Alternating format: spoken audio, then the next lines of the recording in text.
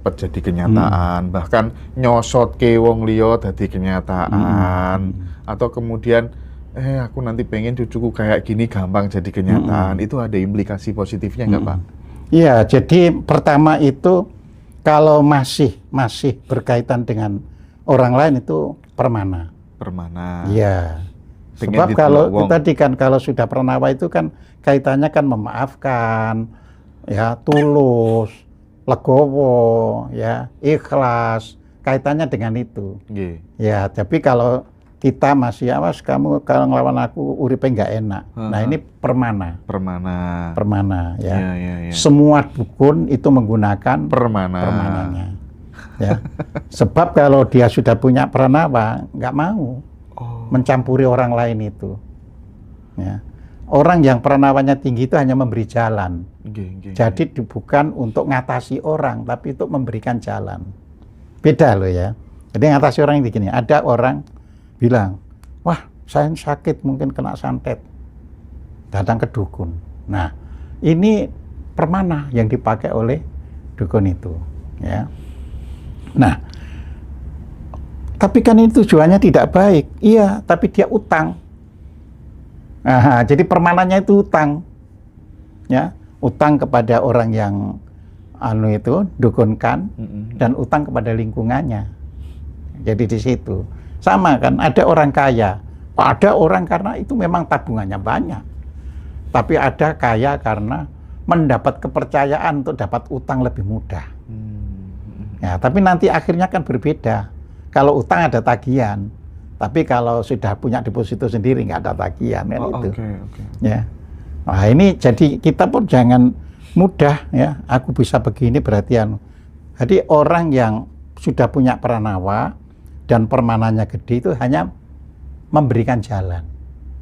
Ya kalau kamu sakit, cobalah kamu redakan emosimu. Itu memberikan jalan. Ya. Kalau memang apa itu dia tidak ada kaitannya dengan karmanya dia, ya, dia bisa jalani dan sembuh. Tapi kalau misalnya orang pranawanya udah banyak, bahkan melebihi batas ambang maksimal atau apa barangkali gitu ya, karena dia selalu orangnya tulus sekali gitu, tak terbatas gitu. Bisa terjadi kan banyak kemudahan-kemudahan dalam hidupnya. Loh, kalau pranawanya itu sampai lebih, itu membuat lingkungannya menjadi tenang, menjadi happy. Ya, leluhur kita dulu banyak sekali yang kelebihan. Makanya negara-negara di dunia ini secara global kepengin duduki ini. Ya ampun. Gak ada negara di dunia yang pokoknya lagunya Nusantaranya Kus-Plus dari berapa ke berapa itu. Iya, di sini ada semuanya. Ya, sampai seorang profesor yang baru-baru ini mengatakan, ini profesor dari Nottingham University, dia mengatakan ternyata di Indonesia ini ada mineral yang satu-satunya ada di sini, tidak ada di dunia lain. Apa tuh? Tanah jarang? Apanya? Mineral apa tuh? Iya, mineral baru yang tidak ada di dunia lain. Ya. Nah, jadi kita masih menyimpan hal-hal semacam itu. Ya. Hanya saja kan ini tadi yang menghuni ini kan DNA fisiknya Jawa, DNA fisiknya Nusantara, tapi sebenarnya DNA jiwanya bukan. Makanya hidupnya ya nggak bisa dia atur, nggak bisa dia Kalau DNA batinnya juga Nusantara, dia akan klop. Ya, jadi bangsa yang bisa klop mudah diatur bersatu seperti orang Jepang, ngikat bareng itu karena DNA fisik dan DNA batinnya itu klop. Nah Pak, kalau misalnya pranawanya udah lebih-lebih nih, udah banyak gitu, bisa nggak sampai kejadian-kejadian yang sekiranya itu membatalkan hukum gravitasi misalnya atau apa gitu, misalnya ada orang jalan di atas air, kayak gitu tuh gimana Pak? Loh, Pak, kalau pranawanya sudah tinggi bisa, tapi dia kan nggak boleh untuk berbuat melawan garis alamnya. Oh iya. Tapi kalau misalnya dia tahu bahwa orang itu perlu diselamatkan. Jadi dia lakukan. Dalam kondisi-kondisi kepepet barangkali iya, Iya, dia selamatkan. Tapi tujuannya bukan untuk dirinya dan untuk bukan pamer gitu untuk ya. menunjukkan. Karena udah pranawa gitu ya. Makanya itu kalau dalam bahasa Arabnya itu yang disebut mukjizat.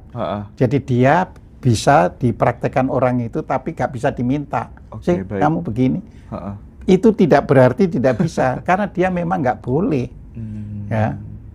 Jadi hanya pada kondisi tertentu, ini perlu diselamatkan orang ini. Karomah dan mukjizat itu muncul. Iya, muncul. Tapi memungkinkan nggak sih ketika kemudian seorang ayah yang memiliki tabungan pranawa yang lebih, terus kemudian itu bisa menciprati anaknya gitu ketika lahir gitu. Sehingga stat pranawa dan permana anak ini itu tuh berbeda dengan anak-anak yang lahir dari ayah ibu yang memang kurang ini. Jadi kalau permana otomatis tadi kan kalau pranawanya banyak, permananya itu sudah maksimal. Betul. Karena kan seperti yang pernah saya sampaikan, permana itu bisa diubah menjadi pranawa kalau sudah lebih. Iya. Nah, pranawa menjadi lebih banyak, otomatis ini nggak kurang sama sekali. Stoknya udah ini Pak ya? Iya, stoknya itu. Nah, tapi bukan permana utang loh ya. Tadi kan saya katakan orang bisa sakti karena utang. Ya, maka ada orang menyatakan tobat ya. Pernah kan yang seseorang yang sangat terkenal sebagai paranormal. Tapi akhirnya merasa ya dia salah, terus akhirnya tobat, terus mati biasa. Ya, padahal semulanya sangat ditakuti orang. Ya, nah ini namanya karena utang. Ya, nah itu beda dengan dia yang sudah punya. Dia kan tahu mana perlu ditolong, mana perlu dianu itu tahu. Ya, sehingga kalau misalnya lebih, bahkan dia bisa minta yang jadi anak cucunya penerusnya itu orang yang bisa mewadahi kelebihannya dia. Gitu ya, makanya ada orang yang pantes cucunya ini nah itu berarti diberikan kelebihannya itu. Sip. Baik teman-teman, luar biasa sekali pembahasan ini, seru sekali ya kalau udah ngomong soal daya permana dan pranawa ya. Dan ini kan jadi konten yang menginspirasi banyak orang. Berarti aku harus banyak berbuat baik, harus jadi pribadi yang ikhlas, tulus, tidak pamrih. Terus selalu menyesuaikan DNA fisik dan batin. Jangan sampai fisiknya jawab, batinnya warak. Betul, DNA batin tuh ya, ingat itu. Jangan sampai fisikmu jawab, batinmu Arab. Nanti gampang ngafirkan orang. Gampang gitu. Catat itu ya teman-teman ya. Oke, thank you ya Pak Kojim. Jadi teman-teman buat yang pengen memperdalam soal konsep moksa ini versi Sunan Kalijaga dan Siti Jenar, nanti kita perdalam ya. Dan nanti di sana ada mantra moksanya. Abah Setu nonton Pak Kojim. Wah, keren katanya Abah Setu. Dari Balikpapan beliau ya. Dia Abah Setu tuh diam-diam tuh kagum, seneng dengan terima kasih Abah Setu ya. Ya teman-teman ya, terima kasih banyak. Abis ini giliran Mas Rozi yang akan interview Pak Kojim dengan tema yang berbeda. Luar biasa Pak Kojim, makasih Pak Kojim. Terima kasih kembali Mas Indra. Kita ketemu lagi ya. Ya, Mas Rozi. Tema yang berikutnya ini. Sebelumnya mohon maaf Pak Kojim, mungkin agak kurang enak ya. Tapi ini saya ini merasa resah sekali lagi. Pertanyaan teman-teman ini. Dengan pertanyaan ini, asal usul kitab suci Al-Quran itu gimana? Gimana ya Pak? Gimana ya Pak asalnya itu? Sang pencipta atau apa Mas? Kan butuh perantara untuk menunjukkan dirinya seperti apa, kayak gitu. Gimana Pak? Nah. Jadi gini Pak, pertanyaannya, Pak Kojim mungkin bisa dijelaskan asal usul kitab suci Al-Quran itu gimana ya Pak? Sang pencipta kan butuh perantara untuk menunjukkan dirinya seperti apa. Aku rasa nggak mungkin kitab suci itu tiba-tiba langsung jadi bentuk visual. Itu artinya butuh manusia untuk menuliskan yang dinamakan kitab suci itu. Lalu siapa yang menuliskan isi kitab suci itu? Jika sumbernya dari sang pencipta, Lalu apa bedanya kitab suci itu dengan hadis Rasul? Terus di dalam kitab suci kenapa ada istilah halal haram, sedangkan Sang Pencipta menciptakan sesuatu tidak mungkin kalau nggak ada gunanya. Dan jika kitab suci yang menuliskan adalah manusia, bisa jadi nggak sih kalau isinya dibuat-buat? Nah, kayak gitu Pak pertanyaannya. Itu satu pertanyaan bisa sampai akhir. Jadi gini, kalau orang melihat kitab suci, maka kita harus melihat dari sisi mana? Dari sisi teologi, ya, dari sisi riset, ya, atau dari sisi budaya. Nah, ini nggak sama. Makanya kalau saya misalnya ngomong ya kitab suci dari Tuhan itu dari sisi teologi, ya. Jadi sekarang saya breakdown satu persatu, ya. Dari sisi teologi dulu, ya. Karena setiap agama itu memiliki sisi teologinya. Dan yang bisa membuat agama itu tersebar itu bukan karena hakikatnya, tapi karena dari sisi teologinya. Nah, ini yang harus kita pahami. Jadi kalau agama itu turun terus mengajarkan sisi hakikat langsung, nggak bisa jalan, nggak bisa jalan, bekerja, iya, nggak bisa menyebar. Ya, jadi itu dari sisi teologinya. Nah, sisi teologi itu untuk membangun komunitas. Ya, artinya membangun kelompok, membangun kaum, golongan-golongan, ya.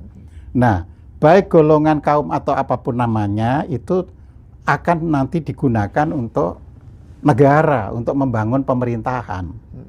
Nah, dari situ. Jadi kalau dari sisi teologis ya teman-teman sudah tahu semuanya bahwa Nabi ya kan di Gua Hiro, ya. Dan Nabi di Gua Hiro itu lama sekali. Jadi kalau menurut beberapa kalangan kan mengatakan ketika umur 36 tahun Nabi itu mulai rajin untuk pergi ke Gua Hiro untuk tahanus. Tahanus itu artinya melakukan perenungan, ya. Nah, lamanya itu 40 hari di Gua Hiro itu, ya.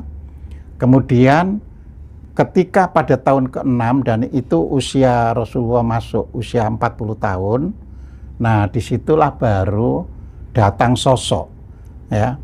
Ini teologi, ya. Sosok ini pun tidak pernah diketahui selama Nabi itu 13 tahun di Mekah. Karena sosok yang disebut Jibril itu baru ya disampaikan kepada Nabi itu pada tahun ke-6 Hijriah. Jadi artinya sudah di Madinah tahun ke-6, ya. Jadi kalau namanya Makiyah ya nggak ada yang namanya Jibril itu, ya. Nah, jadi kalau malaikat ada, tapi malaikatnya khusus Jibril itu nggak ada. Ini teologi gitu loh. Nah, teologi itu memang selalu untuk meyakinkan sehingga menerabas jalan yang harus di setapak demi setapak dilewati. Karena orang harus disuruh percaya begitu saja. Ini teologi, ya. Nah, misalnya ya dari Gua Hiro terus dapat wahyu yang namanya Iqra, ya kan? Nah, dari sisi teologi, Iqra pun dipahami bertahap. Ya, ada Iqra itu dipahami membaca, ya, membaca secara pokoknya seperti saya membaca surat kabar seperti itu. Dalam perkembangannya karena ada perdebatan antara kelompok A, B, C, D dan lain-lainnya. Oh, di situ Iqra itu kan tidak ada objeknya, maka yang disuruh dibaca itu ya dibaca yang namanya alam semesta ini. Nah, itu semua itu penafsiran. Artinya tidak ada tertulis dengan letter luck misalnya, bacalah alam semesta ini, nggak ada. Tapi di situ disentil, Iqra bismi rabbikal ladzi khalaq. Jadi itu sebenarnya nyentil, bacalah tentang penciptaan manusia. Sebenarnya seperti itu. Tapi ini tetap dari sisi teologi, ya. Terus kemudian sampai 5 ayat kan, sampai 5 ayat ya. Kemudian terus akhirnya bertambah, ada sebagian surat Al-Qalam, ada sebagian surat Al-Mudatsir, Al-Muzammil dan sebagainya ya. Dan itu tidak setiap surat itu turun satu surat sekaligus ya. Kadang surat ini masuk di sini, surat ini masuk di sini gitu. ya. Nah, nanti dikompilasi. Nah, secara teologi, sekali lagi secara teologi ya, kompilasi atau pengumpulan Al-Quran itu dilakukan di zaman Khalifah Utsman bin Affan ya. Ini teologi gitu loh ya. Nah, jadi kalau saya terangkan yang bukan teologi ya jangan dipertentangkan. Iya. Jadi sekarang ini kan ada orang-orang yang melakukan riset, bukan hanya kitab Al-Quran, ya Alkitab semuanya itu diriset karena manusia sudah mulai ingin tahu apa yang sebenarnya terjadi di dunia itu. Apakah cukup hanya dengan mitologi ataukah memang harus sejarah, ya? Jadi historiologi kan gitu kan. Nah, kalau sekarang ini yang ada, ya, ini perlu saya sampaikan saja. Jadi dalam penelitian-penelitian itu, ya, Al-Quran itu tidak lagi dari kata qoro'ah, ya bacaan, tapi dari kata corona. Jadi nun, nun fatkana, jadi corona, ya. Nah, kalau corona diartikan corona itu menghimpun. Jadi, gitu loh, Nabi itu menghimpun apa-apa yang sudah tersebar di masyarakatnya dari sisi penelitian, ya. Jadi jangan dibenturkan, gitu loh ya. Ya orang penelitian ya nggak mau kan disuruh teologinya gini juga nggak mau. Cuma kita ini orang yang senang belajar supaya tahu pandangan masing-masing, ya kan? Karena buat kita ini bukan karena apakah itu diwahyukan, apakah ini dikumpulkan, itu nggak jadi masalah. Iya. Kalau kita orang mengerti kan apa sih itu isinya, terus buat kebaikan itu di mana sih? Nah, kan seperti itu, ya. Nah ini yang harus bisa kita pahami, ya. Nah, ini dari sisi teologi dan dari sisi ya penelitian, ya. Jadi sekali lagi kalau teologi itu langsung diimani bahwa ada sosok yang diutus oleh Tuhan ketemu Nabi Muhammad di Gua Hiro. Ya, ini sisi teologi, ya. Loh, kenapa perlu secara teologi Islam kenapa perlu sosok itu? Kok nggak Tuhan aja langsung? Ya? Kok ada perwakilan? Gitu? Ada perwakilan.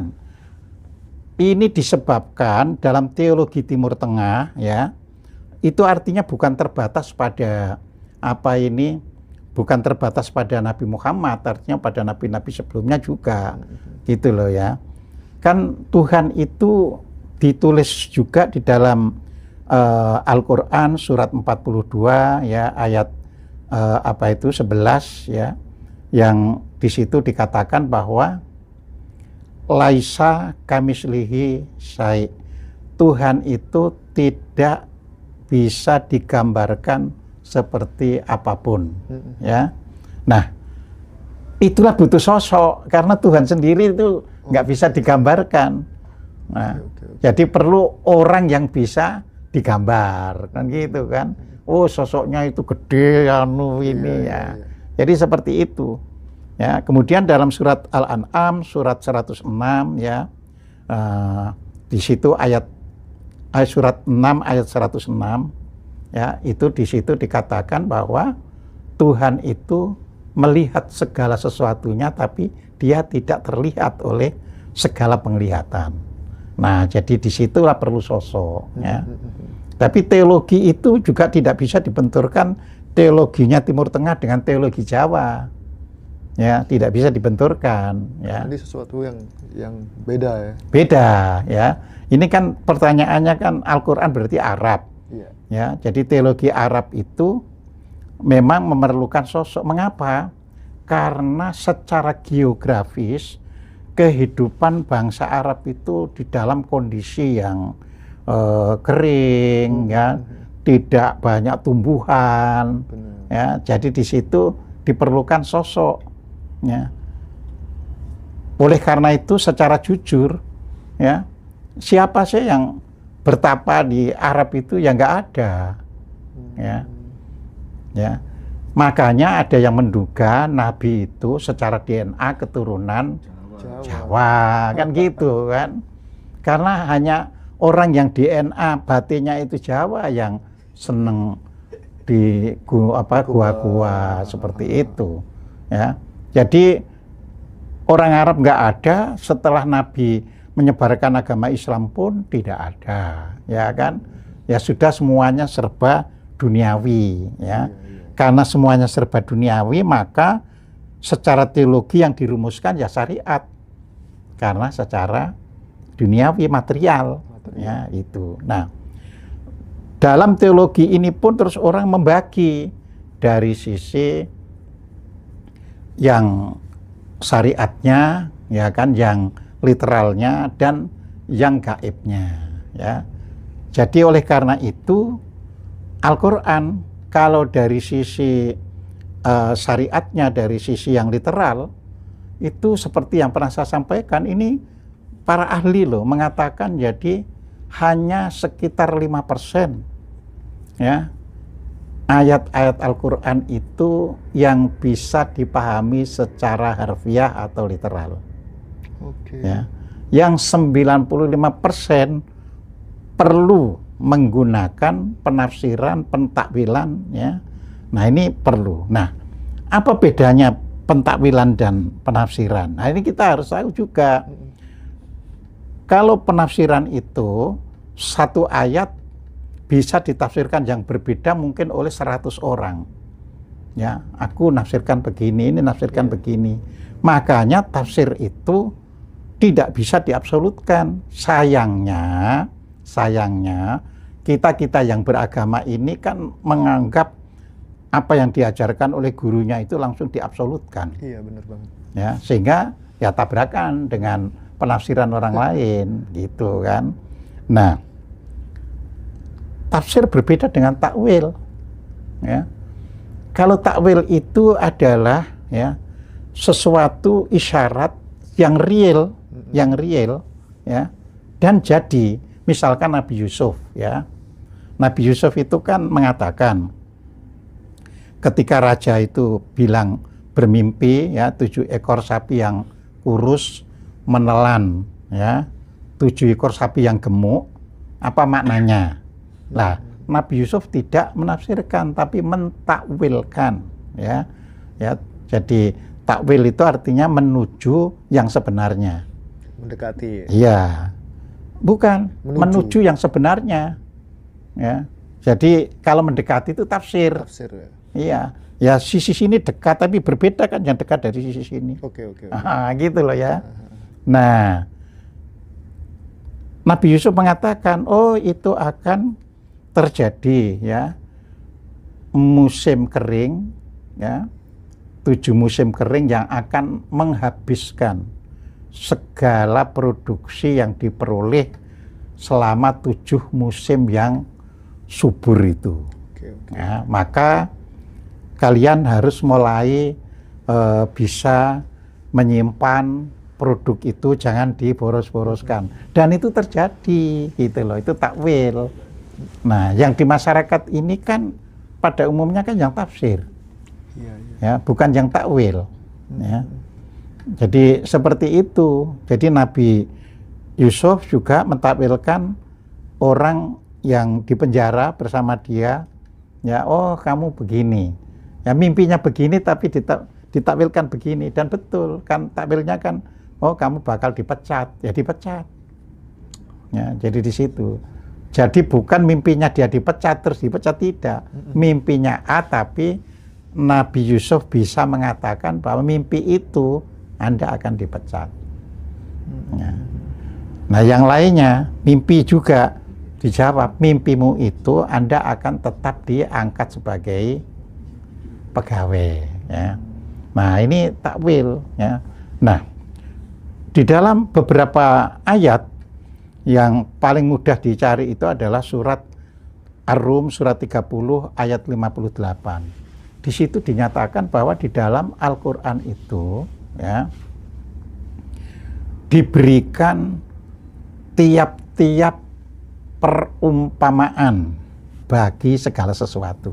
Oke. Ya, artinya di Al-Qur'an diberikan tiap-tiap perumpamaan. Makanya ada orang yang menyatakan bahwa kalau memang Al-Qur'an ya 100% mutasyabihat. Karena di situ diberikan tiap-tiap perumpamaan segala sesuatu, ya.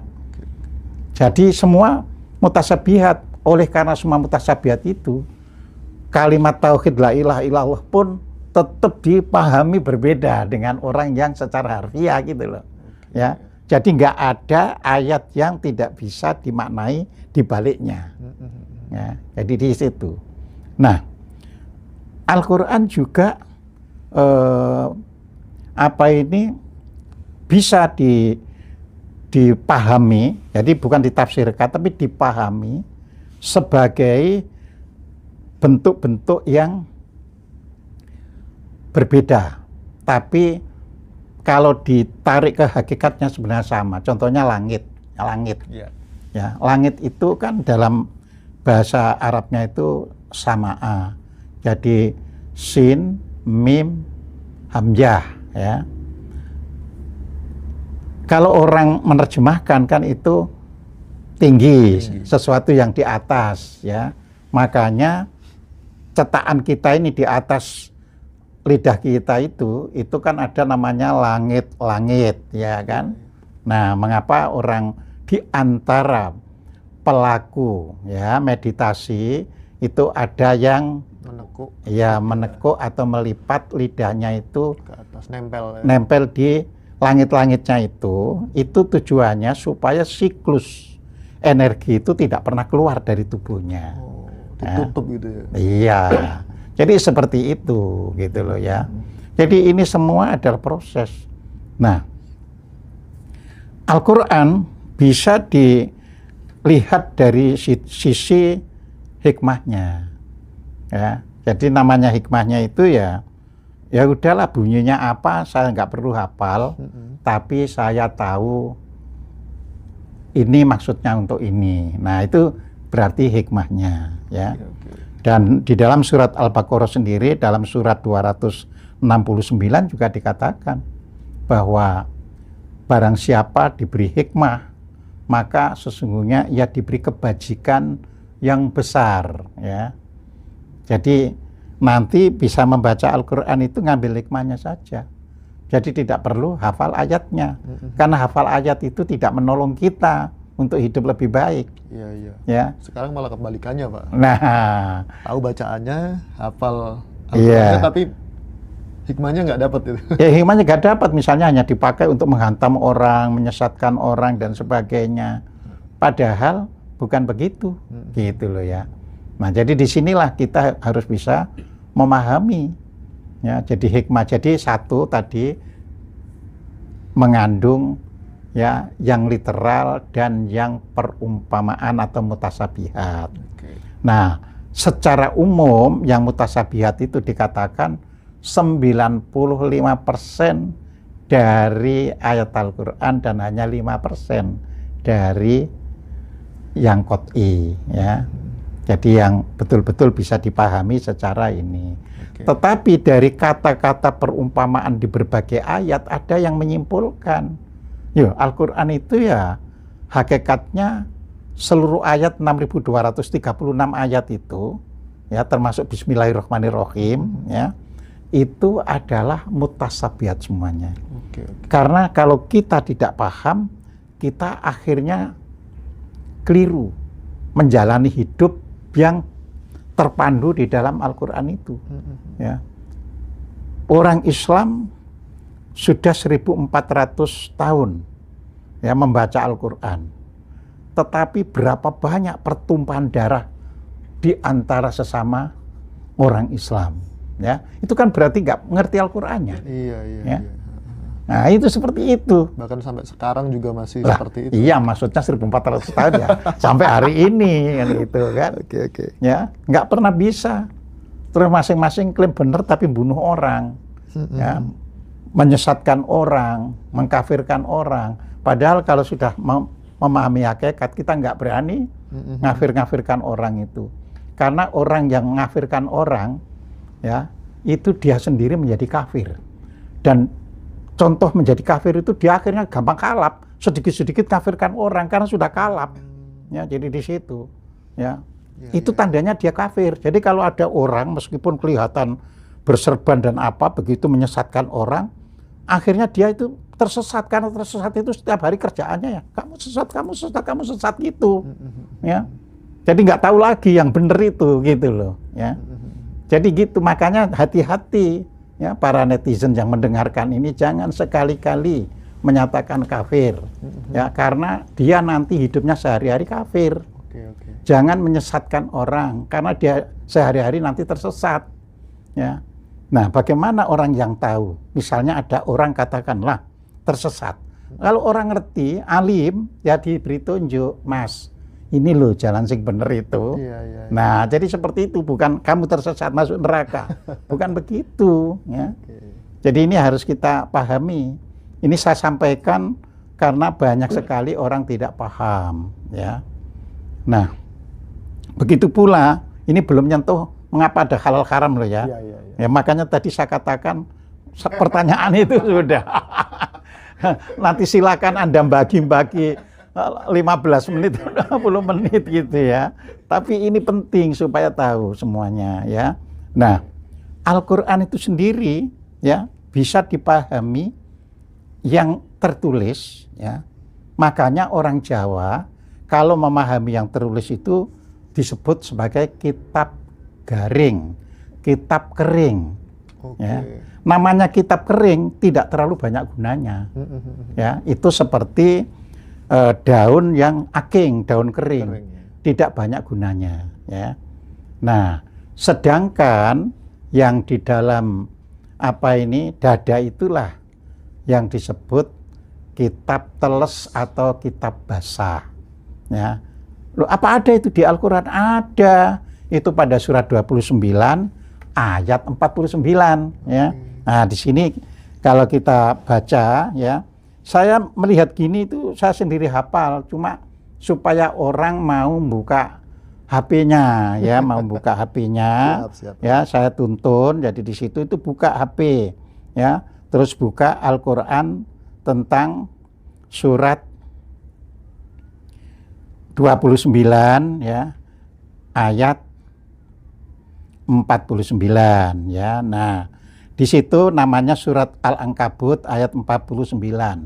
Ya, di situ dikatakan bal huwa ayatum bayyinatum fi suduril ladzina utul ilm ya, wa ma yajhadu bi ayatina illa dzalimun ya. Itu bunyinya ya. Jadi bal huwa di sini itu Al-Qur'an. Ternyata apa? Ayatum bayyinat. Jadi ayat-ayat yang terang ya. Di mana terangnya?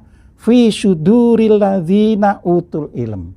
Jadi terang bagi orang yang sudah diberi ya, ilmu di dalam dada atau kesadarannya. Jadi terang. Oke. Ya. Jadi di situ. Nah, kalau sudah itu yang ada, makanya tadi saya katakan nggak ada urusan dengan bunyi lahiriahnya ayat, tapi saya ngomong ini pasti ada, kamu cari di situ ya. Nah, di situ dikatakan ditutup wama yajhadu bi ayatina illa dzalimun, dan tidaklah orang itu mengingkari ya kecuali orang yang menutupi dirinya sendiri. Jadi zalim itu bisa diartikan aniaya, bisa diartikan merugikan, tapi di sini tuh dari kata zulum itu gelap. Jadi orang yang menutupi ya. Begitu orang itu sudah menutupi dirinya sendiri, ya ayat itu sendiri tertutup, nggak pernah bisa terbaca gitu loh ya. Oke. Jadi kalau ayat itu ini ya di dalam dada itu artinya apa? bukan hanya Al-Quran yang tertulis, termasuk Alkitab, Weda, dan sebagainya, kita langsung bisa paham. Karena itu semua tidak ada yang di luar kesadaran manusia. Nah, jadi di situ ya. Nah, ini yang harus dipahami. Maka yang kita dorong itu adalah belajarlah Al-Quran, jangan hanya sampai di bacaan literalnya. Kalau ini hanya kepentingan duniawi, ya, orang qiraah di lomba nanti dapat hadiah. Ya, hadiah. Bukan itu, ya kan. Enak-enakan lagunya. Iya, gitu. enak lagunya. Bukan malah dimanain. Ya, jadi kita tidak berurusan dengan bunyi letterleknya ayat itu, tapi kita mengerti, ya, makna ayat itu dan bisa mengimplementasikan, bisa menerapkan di dalam kehidupan yang nyata. Oke. Nah, ini pentingnya, ya. Nah, itu kalau dilihat dari sudut hakikat Al-Quran, ya. Terus kalau begitu apa perlunya membaca yang lahiriah ini, ya kan? Ini kan gini ya, ketika seorang baru belajar itu kan memang ada tulisan dia harus bisa membaca, ya kan? Kan nggak ada kan kita sekolah terus sudah sendiri. Ya kan dilatih membaca. Iya. Ya. Dari nol sampai Nah, bisa gitu. betul. Jadi tujuannya itu. Tetapi kita tidak boleh mandek ya di situ ya. Harus mulai mendalami ya. Pertama mendalami ya tafsir. Ya. Kalau tafsir itu ya tentu bisa siapa saja di Indonesia ini aja ada tafsirnya Mahmud Yunus, ada tafsirnya Hamka, ada tafsirnya macam-macam. Banyak banget. Dan bisa bermacam-macam pula penerjemahannya ya. Jadi di situ bahkan yang dikatakan Al-Quran dan terjemahannya itu juga penafsiran, karena menerjemahkan itu ya itu menafsirkan gitu loh ya. Kan nggak bisa kan ada kata terus diterjemahkan letterlek gitu kan nanti nggak bunyi ya kan. Nah ya seperti gini kan kalau kita terjemahi apa ini letterleknya ya. Ini tak bukakan terjemahan letterleknya. Sebenarnya Al-Quran adalah ayat yang jelas di dalam dada orang-orang yang berilmu. Di dalam mengingkari ayat kami kecuali orang-orang yang zalim. Jadi di sini orang akhirnya, wah aku gak zalim, dia yang zalim. Ya, padahal tadi saya kan tidak. Ya, tidak ada yang mengingkari ayat-ayat Tuhan itu kecuali yang masih gelap. Ya. Kan itu tadi sadar dadanya masih gelap. Masih terselimuti ya? Masih terselimuti, masih peteng, sehingga nggak ngerti membacanya gitu loh. Ya. Nah ini kan harus dipahami dengan baik gitu loh. Nah, agar bisa memahami memang perlu belajar yang harfiah-harfiah itu. Itu apa sih? Untuk wacana, untuk kosakata. Ya. Jadi misalnya gini ya, ada anak umur 6 tahun melihat hantu, tapi karena wacananya itu belum punya, dia hanya, aku melihat gini, apa itu? Pokoknya, nah jadi kan begitu ya. Jadi tujuan untuk mempelajari yang lahiriah itu agar wacana kita itu ya itu semakin luas, semakin bisa membuat bandingan-bandingan, perumpamaan-perumpamaan, ya. Jadi namanya perumpamaan ya tetap perumpamaan. Tidak bisa namanya perumpamaan itu apa itu artinya begini. Contoh misalnya, ya. Di Al-Quran tadi kan dikatakan laisa kamitslihi syai'. Tuhan tidak serupa dengan segala sesuatu. Benar. Artinya nggak butuh orang menjelaskan. Tidak serupa dengan segala sesuatu. Tapi kalau saya bilang nggak butuh penjelasan, kan orang bingung, ya kan? Terus dibuat perumpamaan. Contohnya, ya Tuhan itu tidak seperti kamera, tidak seperti nabi, tidak seperti malaikat. Nah itu perumpamaan, ya. Nah di sini lah yang bisa mengerti begitu kan, kalau hatinya sudah tidak tertutup lagi. Iya. Jadi di sini harus bisa membedakan. Ada orang yang diberi perumpamaan, tapi malah mengecam. Kok perumpamaan gini? Wong namanya perumpamaan kok dianggap benar. Iya. Ya. Namanya perumpamaan itu ya perumpamaan supaya orang itu bisa menangkap perbedaannya, ya. Oke, sekarang baru halal dan haram. Mengapa ada, ya kan? Iya, iya, iya. Al-Quran itu tidak turun di ruang hampa, ya.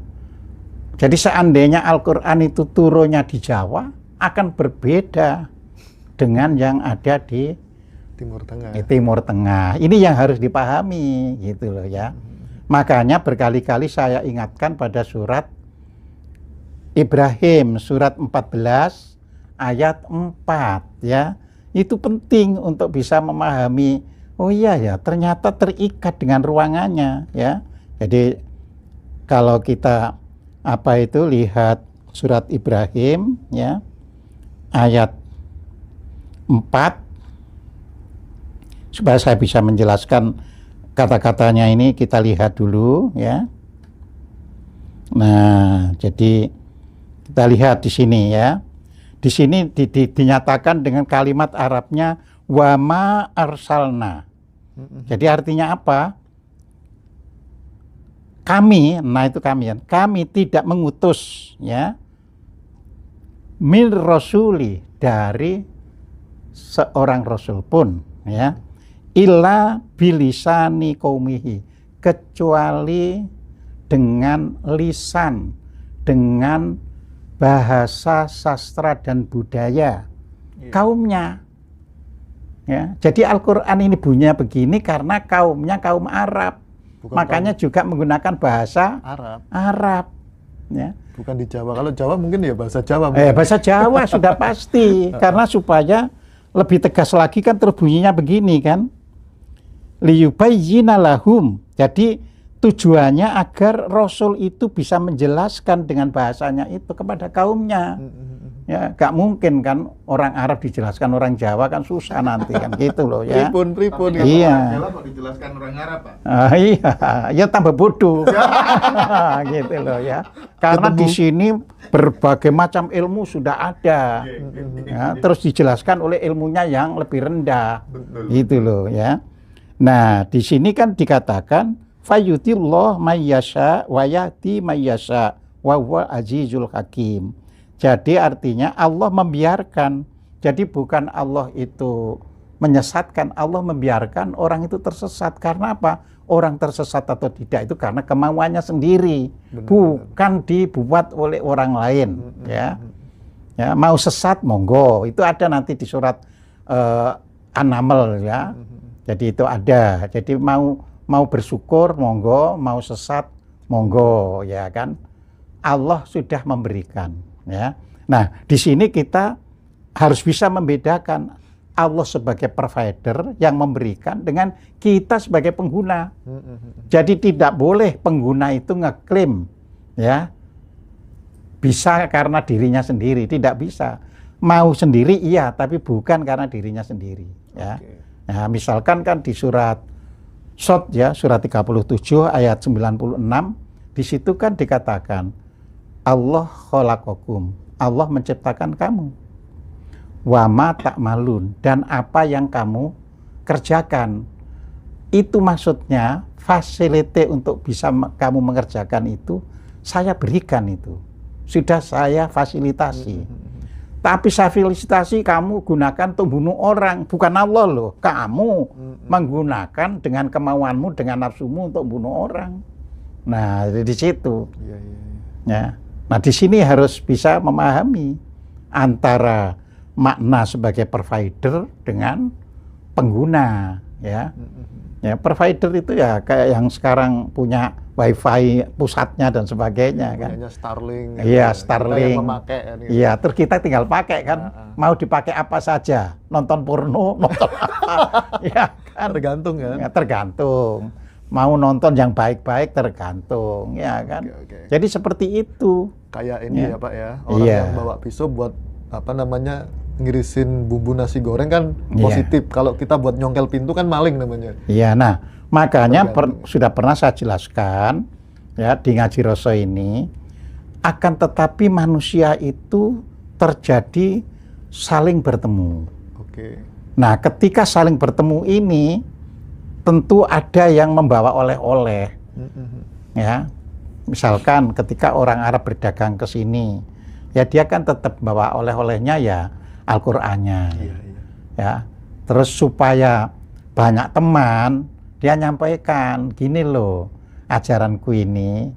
Tapi itu sebelum politik masuk, maka tidak terjadi persoalan ketika ada orang Arab menyampaikan Al-Quran, mengajarkan di lingkungannya. Karena politik belum ikut-ikutan ya menggunakannya ya. Tapi setelah itu merebak di masyarakat, terjadi berbagai kepentingan, politik masuk. Ya. Dan politik masuk itulah yang membuat sampai hari ini agama tetap harus ada kementeriannya, ya kan?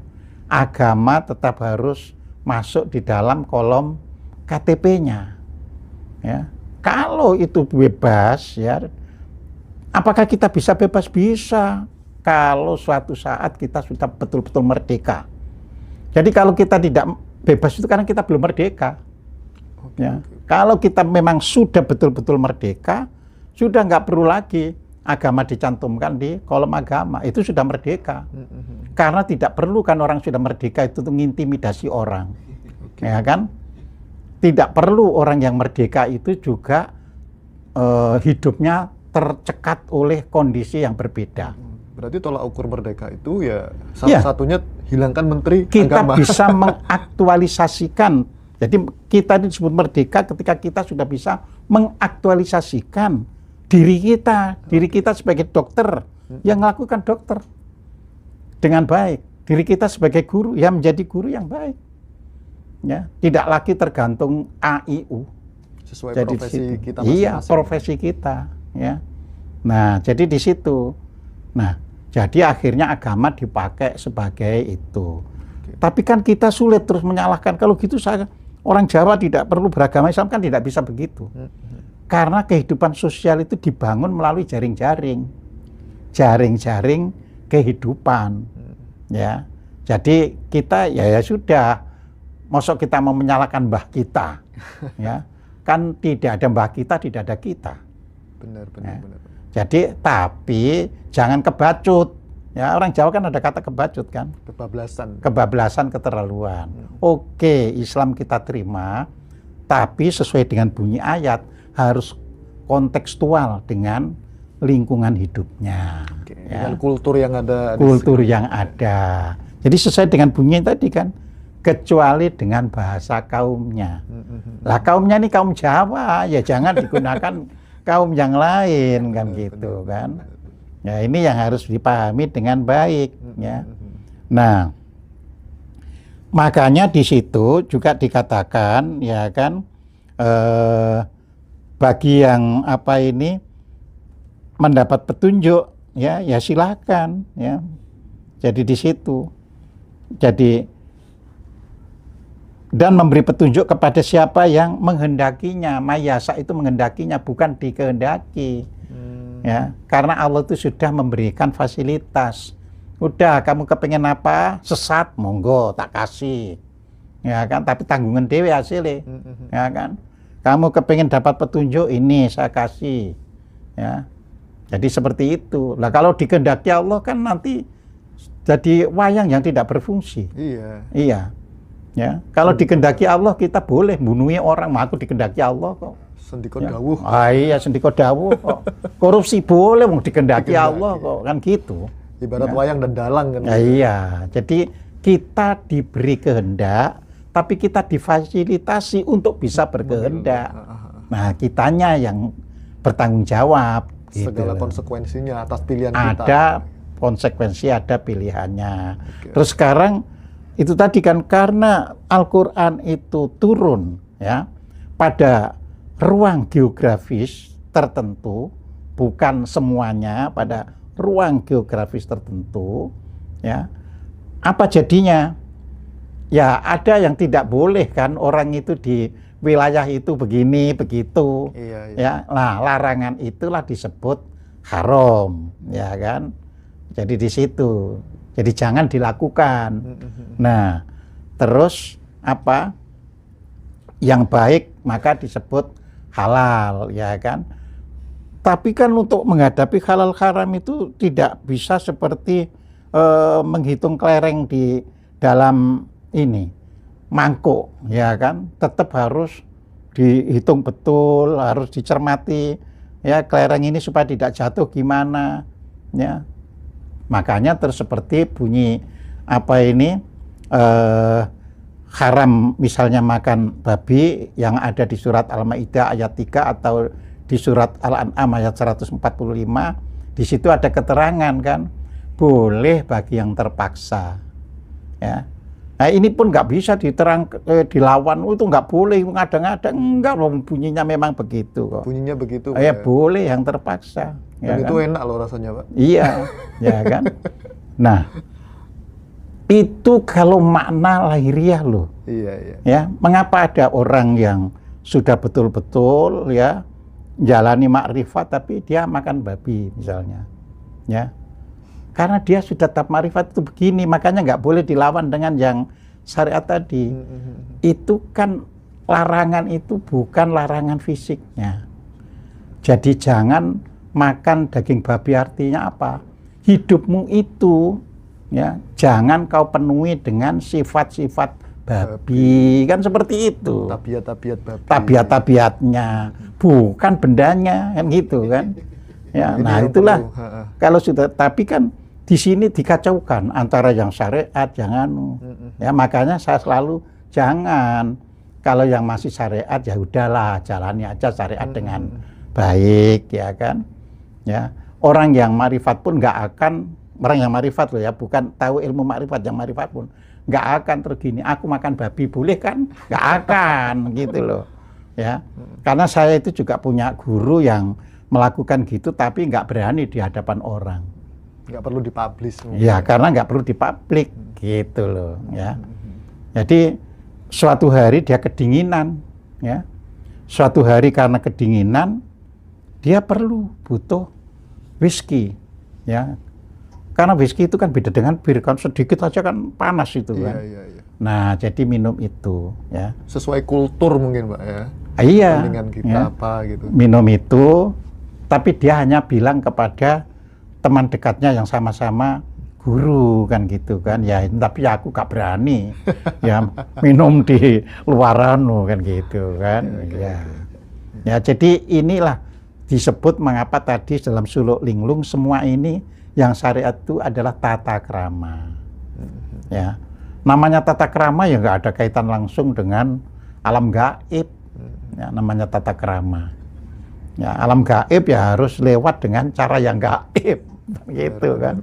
Ya itu tadi meningkatkan apa itu pranawa dengan cara melatih. Kan tidak bisa ujuk-ujuk, melatih ikhlas itu melatih. Ya. Nah, kalau secara syariat ya orang bisa memperdebatkan. Oh, ini ada cacing pita, ada misalnya babi ya kan, secara syariat. Tapi nanti ada yang bantah, itu bangsa Cina bisa 1,4 miliar juga gak gitu kan. Masyarakat teman-teman yang di Bali juga setiap hari makan babi ya. Wah iya, itu Fine-fine contohnya aja, kan. seperti itu. Terus ada yang kalau makan babi itu kulitnya itu buruk, ya kan. Tapi lo itu bintang-bintang film Cina itu Ya, makan babi semua, Korea. kan. Jadi kalau yang syariat bisa saling dipertentangkan, makanya nggak perlu. Makanya teologi itu ya sudah, saya percaya nggak makan babi ya nggak makan. Nggak Titik. masalah.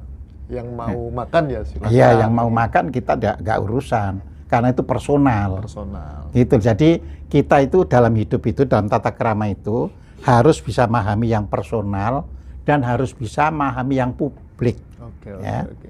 Jadi makanya di negara yang maju ada ruang publik, ada ruang privat. Ya, ruang privat itu misalnya diberi tempat merokok. Jadi kalau merokok harus di situ. Kalau tidak di situ ya kena denda kan gitu kan. Benar. Ya. Oke. Tapi kalau kita ini tatarannya masih syariat, tatarannya lo ya, bukan kesadarannya lo ya. Itu juga sulit ya. Contoh di Jakarta itu pernah dulu ya, di halte-halte itu siapa yang merokok terus membuang puntungnya di situ dikenakan denda 50 juta gitu kan. Tambah merokok, soalnya nanti kalau ditangkap kamu denda 50 juta ya nggak punya, Pak. Uang aja hanya baru bisa dipakai sebatang rokok, jadi gitu. Ya kan. Nah itu, tapi kalau negara maju kan tidak begitu. Benar. Ya, semua sudah ada tempatnya, sudah ada ininya. Ya, nah itulah makanya tata krama itu harus disesuaikan nanti dengan yang hakikat. Jadi kalau yang tata krama dan yang hakikat itu sudah mulai berimpitan, ya hidup itu enak. Hidup itu Enak ya, Pak ya, seimbang. ya bebas, makmur dan sebagainya. Nah, ini Jadi di di situ. sini udah jelas ya teman-teman antara halal dan haram ya kita bedah hari ini. Oke, Pak Kozin, masalah apa bicara tentang apa namanya keyakinan, saya itu di Bali itu dulu itu sering ikut-ikut belajar keyakinan orang lain ya. Kan banyak di sana ada Hindu dan lain sebagainya. Itu orang langsung menyesatkan saya gitu loh. Menyesatkan, kamu kafir, kamu sesat. Nah, dalam konteks ini, kalau iman kita goyah hanya karena membaca kitab agama lain, apakah yang goyah itu imannya atau egonya, Pak Kozin? Loh, gini loh, sebenarnya keyakinan itu ya lebih berkaitan dengan ego, tapi bagi yang bisa meninggalkan ego, keyakinan itu menjadi iman. Jadi jangan dibalik. Kebalik ya? Iya. Jadi umumnya secara lahiriah ya itu karena ego. Ya, orang beragama itu secara lahiriah itu karena ego. Oke. Ya, kan nggak berani orang beragama itu misalnya apa itu? Saya nggak puasa. Oh, saya puasa kan karena untuk ditunjukkan orang. Menunjukkan orang itu ego, eksistensi saya. Oh, malah yang nggak puasa itu yang nggak ego ya, kita sembunyi dah. Nah, iya. Kita makannya sembunyi-sembunyi biar. Nah, iya kan tidak diketahui orang kan itu. Pokoknya semua yang harus dipublik ya itu ego. Semua yang harus Iya, dipublik yang itu harus sebenarnya dipublik. ego ya. Iya, nah Oke. begitu kita sudah bisa meninggalkan ego kan jadi iman. Nah iman kan nggak diketahui oleh orang lain. Ya, makanya di Al-Quran ada imanuka, ya, imani, ya. Jadi imanukum, imanmu, imanku, iman kamu, imanuhum, iman mereka. Ya itu dalam tanda petik kan di dalam batin. Berarti selama ini saya Iya. salah dong, saya menganggap orang yang berjubah, yang Iya. itu orang yang Enggak. beriman, itu salah ya? Enggak, itu kan manifestasi tata krama. Oke. Nah, di situ. Ya. Jadi ya nanti saya percaya ya memang bangsa ini diterpa oleh berbagai kekuatan dari luar. Ya, tapi saya percaya karena leluhur kita dulu itu menyiapkan ya tanah Nusantara ini untuk manusia-manusia yang bisa mengabdi ya pada kebenaran ya, maka nanti pelan-pelan itu akan berubah. Nah, supaya ada perubahan ya kita ngomong-ngomong begini ini. Iya, Iya, ini kan supaya ada perubahan. benar banget. Supaya kita tidak mudah menyudutkan orang, tidak mudah ya menekan orang, supaya kita bisa mengerti. Kalau kita sudah bisa mengerti, itu satu, kita sudah bisa jalani sila ketuhanan Yang Maha Esa. Oke, Ya, oke. karena itu value bagi orang beragama itu ditampakkan di ketuhanan Yang Maha Esa. Ya, jadi orang kalau sudah mengerti sila ketuhanan Yang Maha Esa, sudah mengerti loh ya, maka ia hanya menunjukkan kebaikan agamanya saja, tidak punya urusan dengan yang dilakukan menurut agama orang lain. Ya. Jadi nanti semua masing-masing orang dalam beragama itu menunjukkan kebaikannya. Dan kebaikan itu kalau dikumpulkan nanti sebagian besar sama. Jadi kita memang tidak perlu mengatakan agama itu sama, tapi kalau kebaikan itu dikumpulkan Ya. sebagian besar sama. Ya. Seperti kata Gus Dur kalau nggak salah. Lah Orang iya, itu kan? tidak akan nanya agamamu kan. Iya, ya. Jadi di situ orang agama apapun pasti mengajari tidak boleh menghina orang. Kebaikan lah intinya Ya. Pak Kozin. Iya kan? Agama apapun tidak boleh mencuri, ya. Agama apapun tidak boleh mabuk-mabukan, ya kan. Jadi semua itu kebaikan itu nanti kumpul, ya. Semua agama mengajarkan berkehidupan yang bertata krama. Benar. Semua agama mengajarkan bisa menghormati orang lain, ya. Walaupun prakteknya banyak yang tidak bisa menghormati orang lain itu, gitu loh ya. Ya, hanya menghormati kelompoknya sendiri, bukan orang lain, ya. Jadi semua agama mengajarkan kehidupan untuk saling hidup berdamai, tidak bertikai, ya. Jadi seperti itu. Ya, jadinya. Tapi sekarang malah agama itu dibuat malah mengkotak-kotak ya. Itu tadi karena ditunggangi oleh kepentingan politik. Jadi di situ gitu. Oke. Jadi kita harus sadar ya. Iya, kita harus sadar. Supaya ya. tidak seperti itu gitu loh Pak Gojin ya. Betul. Jadi di situ. Pak Gojin, sering kita takut belajar agama lain karena khawatir tersesat. Tapi apakah mungkin justru yang takut itu bukan ruh kita, melainkan identitas yang lama ini kita bangun kembali gitu loh? Ya, jadi gini, tadi kan saya katakan bahwa dalam hidup ini ada DNA lahir, ada DNA batin, ya kan? Nah, ketika DNA batin kita ini misalnya dilahirkan di negara yang berbeda, ya kan, terus di sini masuk agama lain, ya, lah dia menjadi ada pertentangan. Jadi di situ, ya, kalau misalnya di luar agamanya A, terus secara lahir di sini juga ngikuti A, nggak ada persoalan. Ya dia langsung aja otomatis seperti begitu. Ya, tapi kan ada kan, terus mulai ini. Nah, ada pula orang yang ingin belajar banyak, itu karena memang dia secara lahir dan batin itu kepingin memperluas wacananya. Ya, jadi agama apa saja dipelajari, dan pada akhirnya malah dia tidak beragama apapun. Ya, itu banyak. Ya. Jadi A dipelajari sampai dalam, B dipelajari sampai dalam, C dipelajari sampai dalam. Ya, akhirnya nggak pindah, akhirnya nggak memeluk salah satu, walaupun dari keluarganya mungkin dia dari agama A atau B atau C. Ya, nah ini orang yang dulunya berkelana ingin mendapatkan wacana hidup yang luas. Ya, kalau orang bertanya apa gunanya, ya pasti ada gitu loh. Karena manusia itu kalau berkelana dengan punya niat, punya tujuan, ya kan berarti nggak hilang. Nanti dalam kehidupan yang akan datang berfungsi lagi. Jadi seperti itu. Gitu. Jadi kita nggak boleh ngejas ya kamu? Ya nggak boleh ngejas. Ya biarin saja. Ya saya termasuk dari kecil belajar agama apa saja. Ya. Tapi saya kan punya kesadaran, saya dilahirkan di keluarga Muslim. Ya, orang tua, ayah, ibu, nenek, kakek semuanya. Ya, kita harus hidup damai dengan mereka.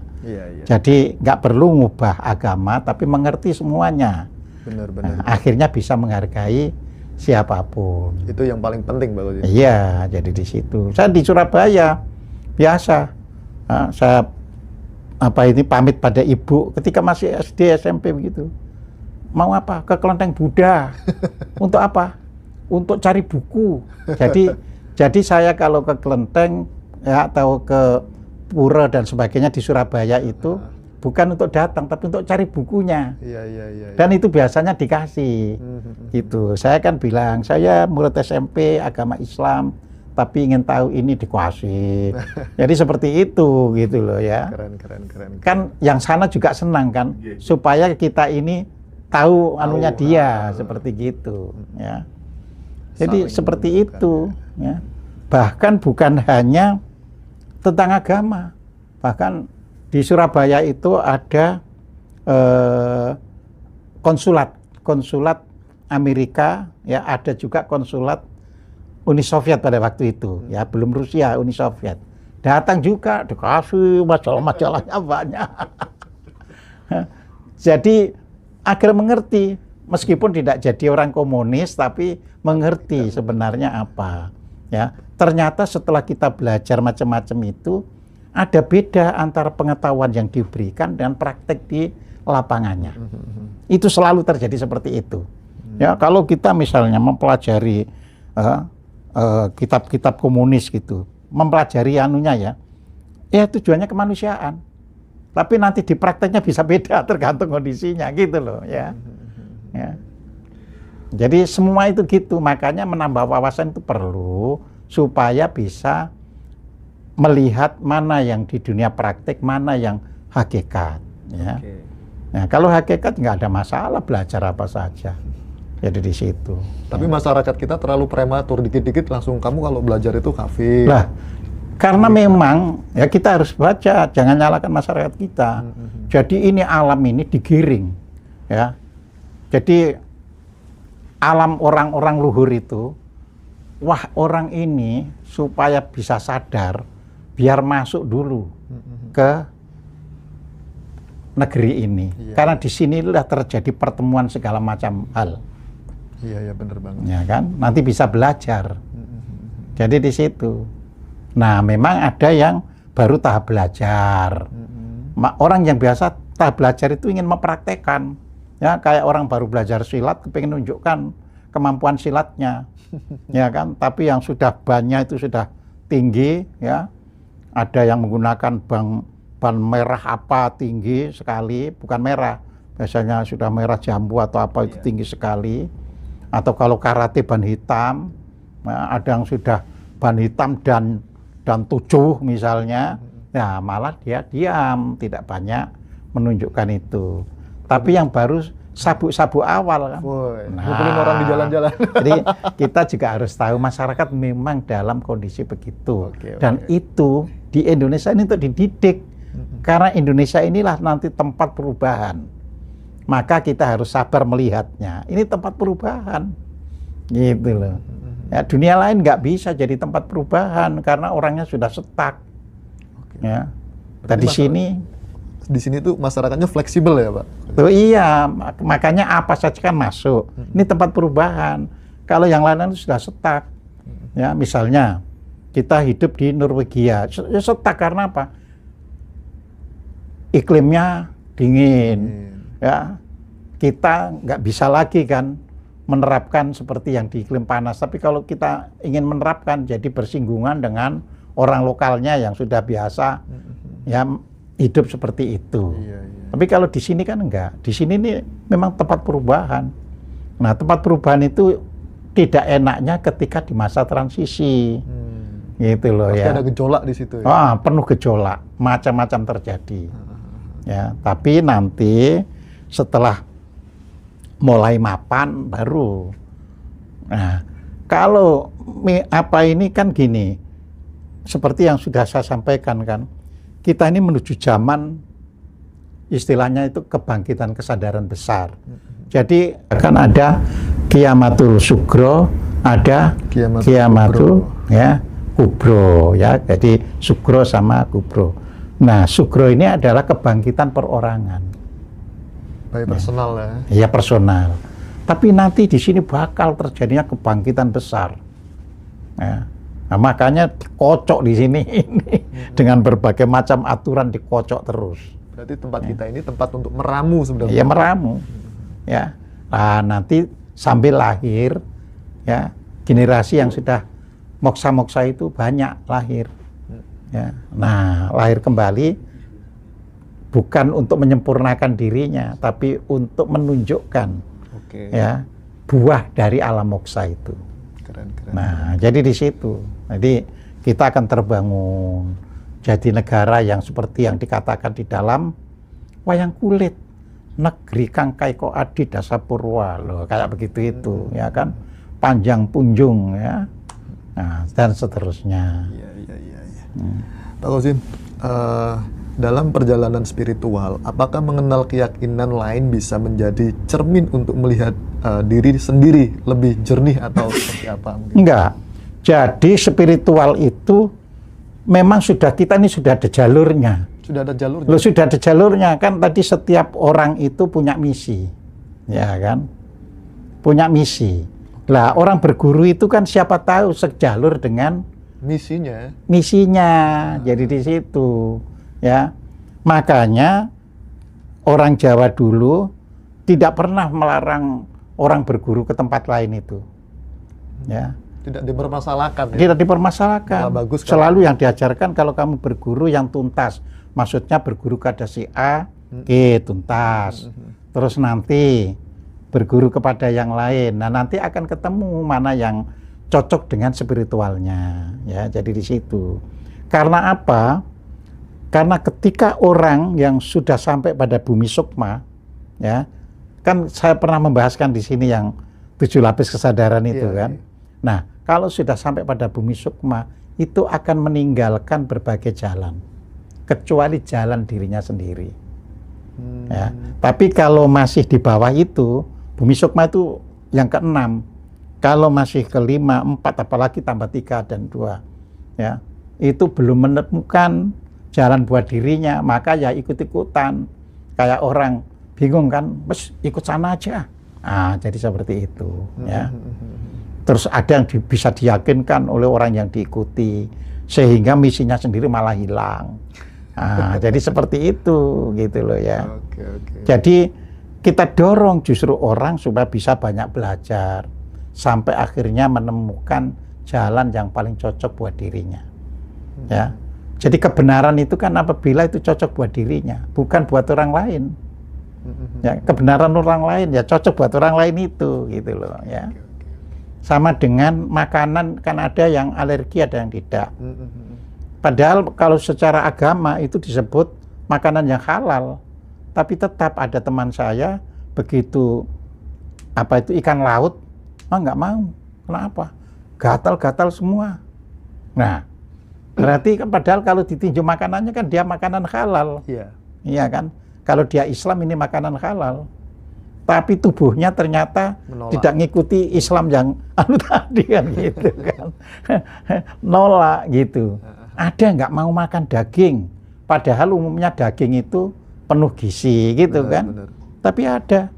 Kalau kita tanya juga begitu, kenapa nggak makan daging? Habis itu terus sakit perut, terus ini itu. Nah, jadi itu perorangan ya. Jadi nanti manusia itu akan semakin sadar. Tapi kita ini diperlukan untuk sesuluh, untuk memberikan penerangan. Ya.